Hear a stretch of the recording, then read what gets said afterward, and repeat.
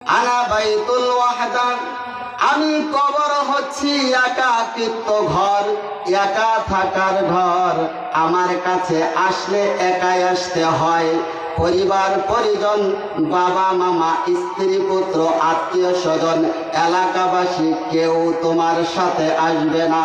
আমি কবর একাই আমার কাছে আসতে হবে।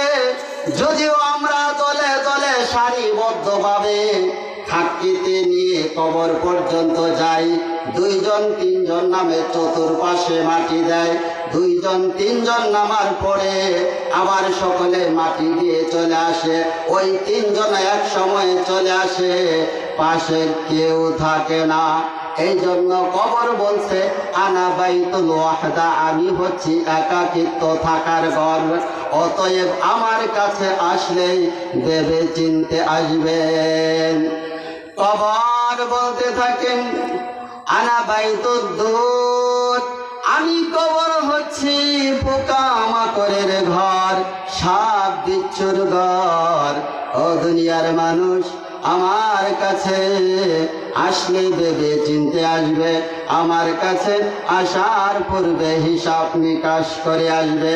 কবর বলতে থাকে আনা বাইতুত তুরাব, আমি কবর হচ্ছি মাটির ঘর, যে ঘরের মধ্যে কোনো জ্বালানা নাই, যে ঘরের মধ্যে কোনো দরজা নাই, বিছানা নাই, খাট পালং কোনো কিছুই নাই, আরামায়েশের জায়গা নাই, কিচ্ছু নাই। ও মানুষ শোনো, তোমার আমল যদি ভালো হয়ে যায় তাহলে কবরটা জান্নাতের একটা বাগান হয়ে যাবে। আর যদি আমল খারাপ হয়ে যায় তাহলে তোমার কবরটা জাহান্নামের একটা গর্ত হয়ে যাবে, তুমি বাঁচতে পারবে না। আল্লাহর নবী এই জন্য বলেছেন আউয়ালা মানজিলুম মানাজিলাম মিনাল আখিরা, আখিরাতের প্রথম কাউন্টার হচ্ছে কবর, আখিরাতের প্রথম গাটি হচ্ছে কবর। কেউ যদি এই কবরের জগতে পার পেয়ে যায়, কবরের জগতে সার পেয়ে যায়, পরবর্তী যত কাউন্টার আছে প্রত্যেকটা কাউন্টারে বান্দা পার পেয়ে যাবে।